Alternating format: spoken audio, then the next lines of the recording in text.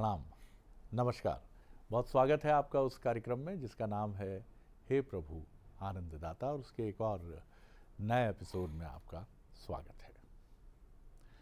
हम गुरु के बारे में तो बहुत कुछ सुनते हैं और हे प्रभु आनंददाता के एक दो नहीं बल्कि मुझे आधा दर्जन 6 से ज़्यादा एपिसोड ऐसे याद आते हैं जिनमें अलग अलग रूप स्वरूप में हमने गुरु की महिमा, उसके महत्व, इन सब पर बात की है। लेकिन गुरु की भी ऐसा लगता है कई बार एक बड़ी रूढ़ सी, बड़ी ऑर्थोडॉक्स सी एक धारणा हमारे मन में बैठी है। और एक तो कहीं प्रश्न मन में ये है कि गुरु से डिबेट नहीं कर सकते, गुरु जो कहे वही ब्रह्म वाक्य है, उसको स्वीकार करना है। जबकि ऐसा लगता है कि ये सारी बातें सत्य नहीं हैं। और फिर ये भी है कि गुरु से मिलने के बाद जैसा अर्जुन का जीवन रूपांतरित हुआ, अब कृष्ण उनके गुरु ही रहे। और जब भी गुरु जीवन में आता है तो जीवन का रूपांतरण होता है, जीवन ट्रांसफॉर्म होता है, बदल जाता है। तो गुरु को चुनने में शिष्य गलती कर रहे हैं या गुरु नाम की ये संस्था ही, माफ़ कीजिएगा, कुछ अपने पथ से अलग चली गई है, या गुरुओं को ये लगा है कि अब तो शिष्य गुरु घंटाल होने लगे हैं। इसको कोई ये मत समझिएगा कि मैं हास्य व्यंग्य की तरफ ले जा रहा हूँ, क्योंकि अगर गुरु होने की पात्रता है तो शिष्य होने की भी पात्रता है। आप एक दिन उठते हैं, मुंह धुलते हैं, नहाते हैं, स्नान करते हैं, नया धोती कुर्ता या कुर्ता पायजामा पहनते हैं और कहते हैं आज गुरु दक्षिणा लेने जा रहा हूँ। और आपको ऐसा ही लगता है कि जैसे बाज़ार में आप अपनी जेब, अपनी क्रय शक्ति की हैसियत के अनुसार बहुत सारी चीज़ें जो भी आपकी दायरे में आती हैं आप खरीद लेते हैं। आप माफ़ कीजिएगा, गुरु भी आप ऐसे ही बना लेते हैं। पूछ लेते हैं कैसे, क्या क्या चढ़ाएं, प्रसन्न होंगे। अच्छा अच्छा अच्छा, ठीक, अरे वाह, बहुत बढ़िया। उनके प्रमुख शिष्य से बात हो गई, उन्होंने कहा इतना इतना राशि ले आइए, ऐसा ऐसा वस्त्र ले आइए, हो जाएगी गुरु दक्षिणा। लेकिन जीवन बदलना कैसे, क्या घटेगा, कौन घटेगा, ईश्वर के कई कई प्रश्न हैं। मैं तो उलझता हूँ जब भी, और इसीलिए हम में से बहुत सारे लोग ऐसे हैं जो गुरु ही नहीं ढूंढ पाते, क्योंकि उनका संदेह ही उनके लिए ऐसा विषधर बन जाता है कि वो उनको गुरु के मार्ग पर, सुमार्ग के मार्ग पर ले ही नहीं जाने देता। हर जगह संदेह खड़ा है, अरे यार ये तो ऐसा ठीक नहीं लग रहा, अरे ये तो बहुत पुराने टाइप के दिख रहे। आखिर गुरु को लेकर ये रूपांतरण की व्याख्या, परिभाषा कैसे घटती है, क्या होता है, ये तो हमारे विद्वान वक्ता ही बताएंगे। तो चलिए, जिनके पास हमारी तमाम शंकाओं का समाधान है, और वो भी विधि सम्मत है, सनातन सम्मत है। विधि सम्मत तो होगा ही, जब सनातन सम्मत है तो विधि सम्मत है, सनातन विधि सम्मत है। तो चलिए, भगवत गीता के अध्येता, मानस मर्मज्ञ प्रोफेसर डॉक्टर सुरेंद्र बिहारी गोस्वामी जी के समक्ष चलते हैं। प्रणाम कर रहा हूँ गोस्वामी। आप बहुत अच्छा विश्लेषण कर रहे थे, और आपके विश्लेषण में दो शब्द ने जी मेरा ध्यान खींचा। यद्यपि आपके विश्लेषण में बड़ा संदेश था जी लेकिन वो दो शब्द जो मुझे ध्यान आ रहे थे, गुरु और एक मार्गदर्शक। जी मुझे लगता है एक सनातन का शब्द हो गया, परंपराओं से पुराणगत चला आ रहा शब्द गुरु, गुरु, जिसे यहाँ के लोगों ने अभ्रंश कर दिया है। गुरु बोलने के मात्र से उनके अंतर चिंतन में कोई धार्मिक आध्यात्मिक स्वरूप दिमाग में आने लगे हैं। वो समझते हैं चंदन त्रिपुंड लगाए हुए व्यक्ति आएगा, उसकी पूजा होगी, स्तुति होगी, और वो हमें कथा भागवत सुनाएगा या कोई मैजिक दिखाएगा, हमारे बीच में कुछ करेगा। ये गुरु का एक स्वरूप बना लिया है आश्रमवादी व्यवस्था में। लेकिन भौतिकता में जिस व्यक्ति की तलाश है, जो प्रत्येक व्यक्ति चाहता है, वह है मार्गदर्शक। तो इसलिए गुरु का ये नाम आज के दौर में बहुत अच्छा है कि उसे हम मार्गदर्शक कहें, कि जीवन में तुम्हें मार्गदर्शन कौन कर सकता है। देखिए, गुरु हमारे यहाँ, हमारी संस्कृति में एक पृथक की सत्ता है, जो लौकिक होते हुए भी अलौकिक होता है। होता तो लौकिक है, दिखता है, बात करता है, आता है, लेकिन अलौकिक होता है। वो हमारे परिवार में रहते हुए भी परिवार से भिन्न होता है। ध्यान रखिएगा, वो हमारे को संग में नहीं, कुसंग में उसकी आवश्यकता पड़ती है कि हमें कैसे वो कुसंग रूपी कीचड़ से बाहर निकाल कर आए। गुरु हमें हमारे प्रकाश से अवगत कराता है। गुरु पृथक से प्रकाश नहीं देता। ध्यान रखिएगा, हमारे अंतर चित्त में जो आत्मा है ये स्वयं प्रकाशवान है। कपिल अपनी महतारी को कहते हैं परमात्मा महर्षि कपिल जो हैं वो अपनी महतारी देवहूति को कहते हैं कि माँ तू बाहर मत ढूंढ, वो तो भीतर है, वो स्वयं प्रकाश स्वराट तेरा अंतर्चित्त है, तेरा आत्मा है, तुझे उसे जागृत करके मन को निर्मल करना है। ये मन तेरे इंद्रियों को नियंत्रित कर देगा और ये इंद्रियां जो है बुद्धि अनुकूल आचरण करने लगेंगी, तेरा जीवन सफल हो जाएगा, तुझे आनंद की प्राप्ति हो जाएगी। तो हमें पहले ये देखना है कि हमें मार्गदर्शक क्यों चाहिए। अब अगर आपका उत्तर है कि हमें मार्गदर्शक अपने सुख के लिए चाहिए है, तो हम फिर गलत हो गए। दोनों तथ्य पर ध्यान दीजिएगा, आज की चर्चा बड़ी महत्वपूर्ण है। हमें इंतजारी है, इंतजार करते हैं हम जीवन में, काय का? सुख का। ध्यान रखिएगा, अब हमारी ये दिशा गलत है। जो मन का दर्शन ठीक करे वो मार्गदर्शक होता है, ध्यान रखिएगा। जो मन का दर्शन, हमारी फिलॉसफी आप यूर इंटरनल मेंटल मूवमेंट जो सेट करे, जो दर्शन दे, वो मार्गदर्शक होता है ना, आप समझिए। तो अब आपका देखिए ये दर्शन ही गलत दिशा में है। आपने कहा आप आए क्यों है दुनिया में, तो आपने कहा सुख के लिए, तो इंतजारी सुख के लिए। फिर आपका जीवन बेकरार होता है, क्यों? उस प्राप्त सुख को भोग करने के लिए। आप भोगना चाहते हैं ना, तो जल्दी जल्दी ये भी ले लूं, वो भी ले लूं, ये भी कर लूं, वैसा भी कर लूं, ये भी कर लूं, भोग रहे हैं आप, देखिए। फिर फौजदारी करते हैं आप, काय के लिए?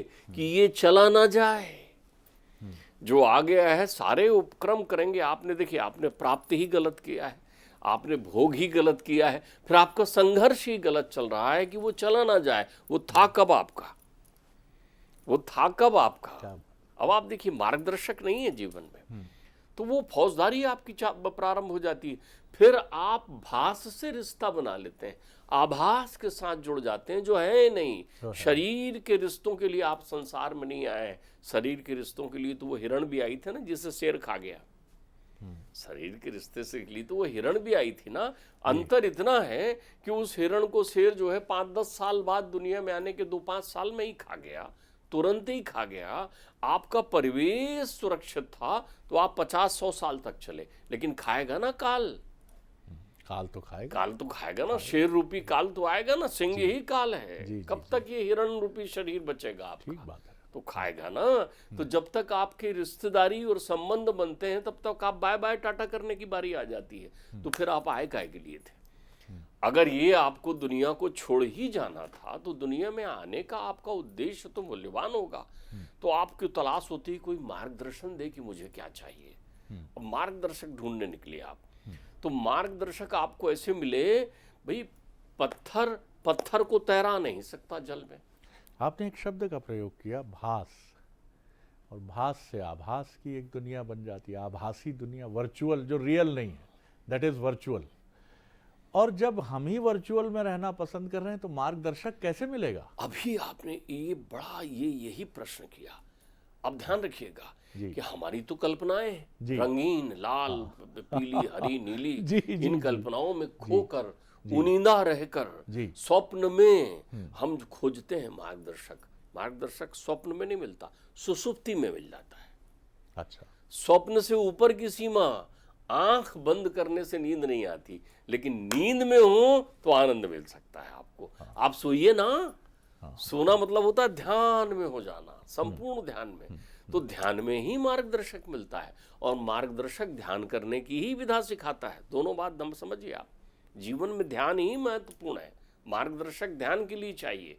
ध्यान ही आपकी धारणा बनाएगा, और धारणा ही आपके संकल्प विकल्पों से आपको मुक्त कर देगा, एक लक्ष्य प्रदान करेगा।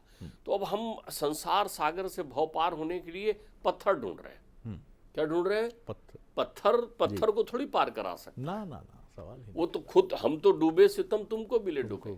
आप ध्यान रखिए, इतना अज्ञानतम है, इसीलिए तो हम इसे कलयुग कहते हैं। कली का अर्थ होता है कला।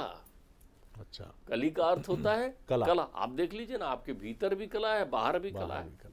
आप भीतर भी लड़ रहे हैं अंतर्मन से, बाहर भी लड़ रहे हैं अंतर्मन से, क्योंकि सुख आपको तृप्त नहीं कर पा रहा है। और उस सुख को ढूंढने के लिए आप जा रहे हैं किनके पास? जिनने खुद प्रकाश की अनुभूति नहीं की है, जिनके पास ध्यान धारणा नहीं है, जो स्वयं नहीं जानते कि मैं जीवन में क्यों आया हूं। वो गुरु गादी पर बैठ गए, वो मार्गदर्शक बन गए, वो आपको क्या पार लगाएंगे? वो खुद अंधेरे में है, वो तमस में जीवन जी रहे हैं, तो तुम्हें तमसो मां ज्योतिर्गमय कहां से बनाएंगे वो। जितने भी संसार के मार्गदर्शक हैं, मार्गदर्शन धन के लिए नहीं होता, मार्गदर्शन प्रतिष्ठा और अभिमान और पीठ के लिए नहीं होता, मार्गदर्शन तो समर्पित होता है। आप मुझे कोई भी उदाहरण बताइए कि विश्वामित्र जी ने एक पीठ का निर्माण किया, रिसर्चर हैं, ऋषि हैं, ब्रह्म ऋषि मतलब ब्रह्म रिसर्चर, सर्वोच्च पर पहुंच गए। कोई पीठ का उल्लेख है शास्त्र उपनिषद में कहीं भी है? सांदीपनि ने किसी पीठ का निर्माण किया था क्या? कोई विश्वविद्यालय बनाया था क्या? आप देखिए अवंतिकापुरी में सांदीपनि सुशोभित थे, उनका तेज, उनका प्रकाश फैलता था। उनसे त्रिलोक के स्वामी कृष्ण कहते हैं क्या दूं मैं आपको? वो कहते हैं मुझे कुछ नहीं चाहिए बेटा। अब छोटा विषयांतर नहीं है ये, लेकिन मैं जरूर, आपने बड़ा सुंदर विषय ये भी उठाया कि विश्वविद्यालय नहीं थे, तो गुरु और गुरु के साथ कुल, गुरुकुल। कुल एक परंपरा है, एक समुच्चय है जहां जुड़ जाने से आपको इलेक्ट्रिसिटी का करंट मिलता, पावर हाउस, आपको बटन मिल रहे हैं रंग बिरंगी, जी जी, तो आपको गुरुकुल बटन मिल रहे हैं लेकिन फ्यूज बल्ब के, जी जी जी, आपको बल्ब मिल रहे हैं लेकिन फ्यूज है, वो तो पावर हाउस है, तो पावर हाउस वो कुल है, वहां ऊर्जा ही ऊर्जा है। तभी तो कृष्ण आ रहे हैं। वहां पहुंचते ही आप स्वयं ऊर्जावान हो जाते थे, क्योंकि आत्म तत्व की अनुभूति आपको करा देते थे, वो भव से पार करने की विधा बताते थे, वो आपकी जीवन की उस तृप्ति, उस तृष्णा को पूरा करते थे, क्योंकि उनके पास वो ध्यान की औषधि थी। आपको ध्यान में, ध्यान यानी समाधि का ध्यान नहीं, जागृता मना, वो आपको हिला के बोलते थे जाग, क्योंकि ये भास जो शब्द आप सुन रहे थे ये माया है। वो आपको स्वप्न से जगा देते थे, वो आपको बताते थे, वो आपको जीवन का परिचय देते थे कि देखिए दीपक जल रहा है दीपक, बोले इसमें तेल है, इसमें बाती है।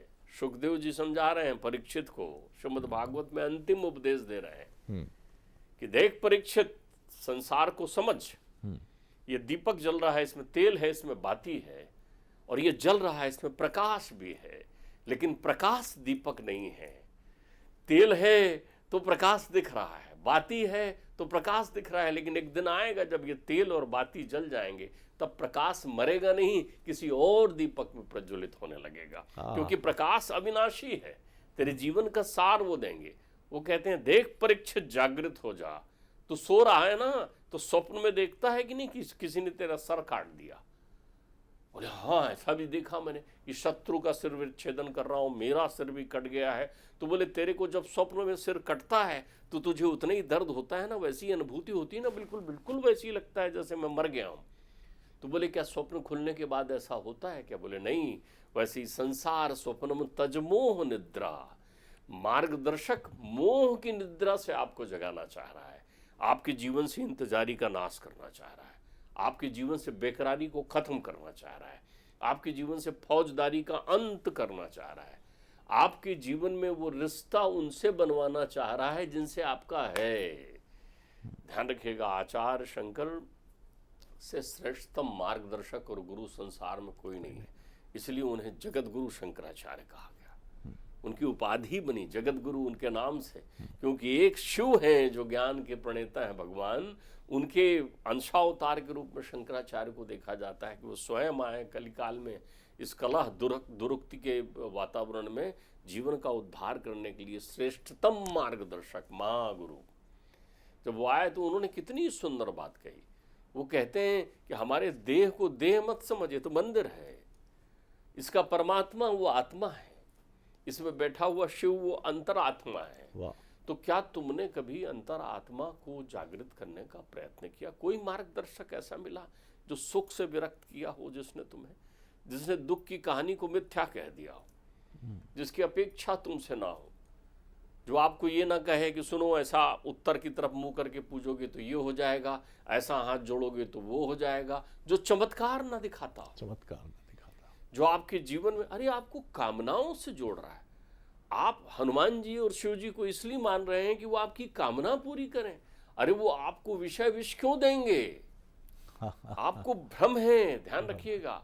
आपने ऐसे मार्गदर्शकों के परिवेश में, पाखंड में पढ़कर अपने आप को भी उस पाखंड का सहयात्री बना लिया है। आप ध्यान रखिए, 10 लोगों को आप एक एक फल दे दीजिए, जो आए, अरे ये तुम्हारा काम हो जाएगा, ये तुम्हारा काम हो जाएगा, ऐसा करो तुम्हारा काम हो जाएगा। ये तो प्रोबेबिलिटी की थ्योरी है, सिक्का ऊपर फेंकने की तरह।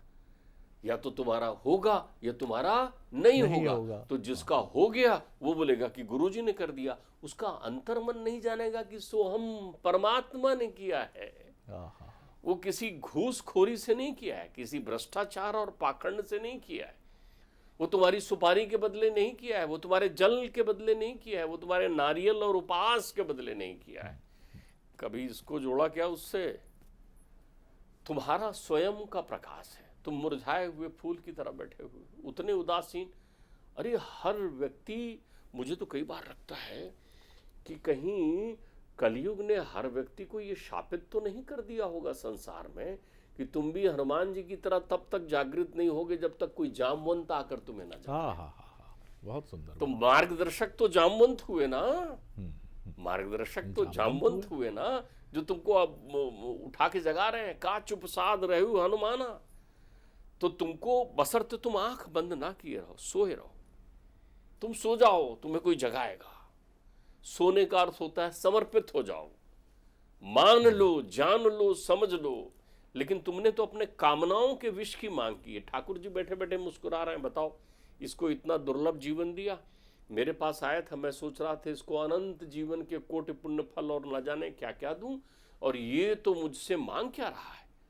आप ध्यान रखिएगा, जिनमें सत की सिद्धि आ जाती है वो अंदर सिमट कर और देदीप्यमान हो जाते हैं।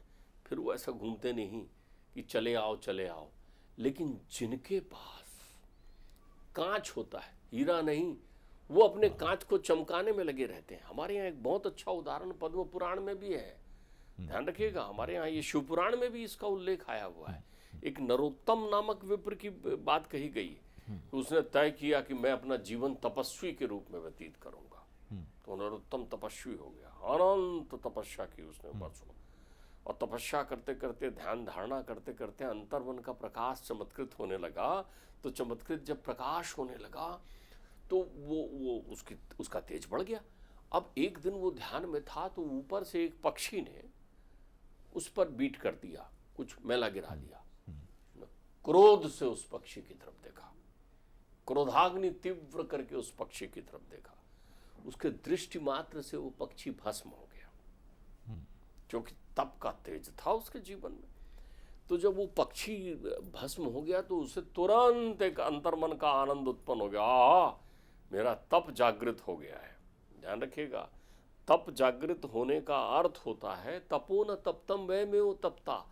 तुम तपे तो अंतर्मन से आत्मा की अनुभूति होने लगी, लेकिन जैसे ही उस आत्मा में तुम शरीर का मैं लगा दोगे फिर से वो विलुप्त हो जाएगा। फिर संसार आ गया उसके दिमाग में।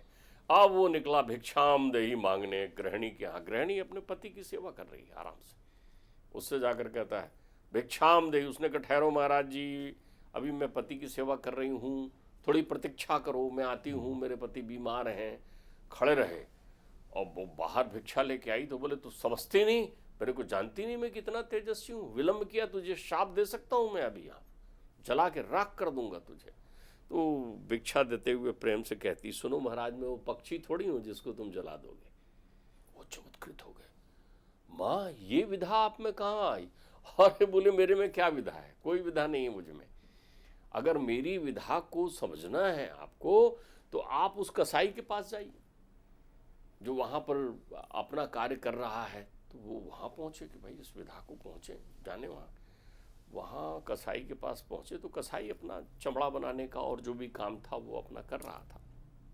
करते हुए वहां पहुंचा तो बोले आइए आइए आइए, आपका स्वागत है। बोले आपने वो चिड़िया जला दी, फिर आपको वो बहन जी ने भेजा होगा, मेरी बेटी ने, कि जिसने आपको पहचान लिया होगा तो मेरे पास भेज दिया होगा। बोले हाँ। बोले आप ये ऐसी सिद्धियां आपके पास कहाँ से आ गई?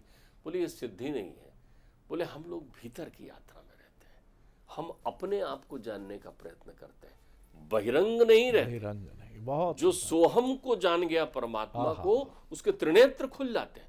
इसलिए आप देखिए शहर वालों को तो आप खूब आराम से घुमा सकते हैं, वो तो 1000 रुपए किलो में आपको आलू बेच देंगे, वो जो विज्ञापन वाले आप खाएंगे ना 10 ग्राम लेकर के 10-20 रुपए वो कर, लेकिन गांव में जो अंटी में रखा हुआ पैसा रखा हुआ बैठा है आदमी, वो आपसे भ्रमित नहीं होता, क्योंकि उसको अपनी दिनचर्या मालूम है। वो बड़ी सहजता से मृत्यु को याद करता है। आप दांतों मुखारी करते हुए कभी गांव वाले लोगों से मिलो तो वो पूछ लेगा, आप उनसे पूछोगे दद्दा कितनी उम्र हुई है आपकी, देखिए सहजता, स्वराट की बात कर रहा हूँ, बड़े आराम से बोलेगा हुई होगी 60, 70, 80 भी हो सकती है भैया। तो बोलेगा अब उम्र में क्या रखा हुआ है, अपन कितने दिन के, 2-5 साल के और हैं। आप बोल कर देखिए, क्या आप शरीर के विनाश की बात को सहजता से बोल सकते हैं? तो फिर आप सुख पथ के पथिक नहीं है, फिर आपके पास कोई मार्गदर्शक है जो आपको कुछ दे रहा है, और वो आनंद है जो ध्यान में मिलता है। बहुत सुंदर डॉक्टर, और 2-3 बड़े सुंदर सूत्र मिले हैं आज के इस अद्भुत संवाद में। पहला सूत्र तो ये है कि जामवंत की तरह जगाने की आवश्यकता है, और ये काम मार्गदर्शक ही कर सकता है। जामवंत मार्गदर्शक ही तो थे कि हे अतुलित बलधामा, तुम भूल गए हो अपनी शक्ति को। और हम सब अपनी शक्तियां ही तो भूल जाते हैं। और शक्तियां क्या हैं? लॉटरी लगना थोड़ी शक्ति है, या जिस तरह से हम कल्पना करते हैं कि बिना मेहनत के प्रसिद्धि भी मिल जाए और प्रसिद्धि से पहले धन भी मिल जाए। ऐसा कभी संसार में हुआ है क्या? और जिसके साथ गलती से हो भी गया है, आपने कभी किसी लॉटरी से मिले धन वाले को अरबपति कुबेरपति होते हुए, धनपति होते हुए नहीं देखा होगा आपने। वो धन जिस मार्ग से आया है अनायास, अनायास उसी मार्ग से चला जाता है। तो आखिर मार्गदर्शक आपको क्या बताता है? मार्गदर्शक है तक्षशिला, नालंदा, सांदीपनि। मार्गदर्शक आपको सक्षम बनाता है। वो आपको ऐसी सिद्धि विद्या रूपी देता है कि जो आपसे कोई नहीं छीन सकता, कोई भी नहीं छीन सकता है। वो आपको 64 कलाएं कही जाती हैं, इन्हीं कलाओं में तो सिद्धहस्त बनाता है मार्गदर्शक। आप कुछ कलाओं में सिद्धहस्त बना देता, आपका पूरा जीवन आराम से कटता है। और आप कहते भी है ना कि मैं तो तबला वादक हूँ, मैं तो वकालत कर रहा हूँ, मैं तो चिकित्सक हूँ, कौन छीनेगा मुझसे? मैं तो वृद्धावस्था, जब तक बुद्धि चलेगी, शरीर चलेगा, बैठा रहूँगा, 2-4 क्लाइंट आ ही जाएंगे, 2-4 मरीज आ ही जाएंगे, 2-4 कार्यक्रम आ ही जाएंगे। ये है मार्गदर्शक का काम। और जो आपको लॉटरी खुलने की बात करे, वो प्रतीत तो गुरु होगा, मार्गदर्शक होगा जो अनायास लाभ की बात करे, क्योंकि वो आपके भीतर छिपे डर को जान रहा है, उसी को प्रकट कर रहा है। क्योंकि आप ये मान रहे हो मैं इतना सामर्थ्यवान नहीं हूँ, ये मुझे 3 करोड़, 10 करोड़, 25 करोड़ मिल तो गए, लेकिन ये अचानक मिले हैं, चले ना जाएं। और वो गुरु इसी डर का भया दोहन करके कि जैसा आया है वैसा चला जाएगा, मेरी वजह से मिला है, मेरी शरण में रहोगे तो बढ़ेगा। और वही प्रोबेबिलिटी का सिद्धांत कि भैया आप 10 भविष्यवाणी करोगे तो कम से कम 7 झूठी होंगी, 2-3 सही भी हो जाएंगी, और वही 2-3 इतना प्रचारित हो जाएं कि वो शीर्ष पर आ जाएं। तो मार्गदर्शक को पहचानिए, ये आप ही का काम है। ये पात्रता की परीक्षा है। पात्रता की परीक्षा के लिए जैसे एलिजिबिलिटी टेस्ट होता है, ये तो आपको रखना पड़ेगा अपने पास, नहीं तो आप भटकते रहेंगे, फरेब का शिकार होते रहेंगे, और सब कुछ होते हुए भी आपको ऐसा लगेगा कि कुछ नहीं है। बड़ा आनंद आया डॉक्टर साहब। अगले एपिसोड में एक और विषय लेकर उपस्थित होंगे। प्रणाम, नमस्कार।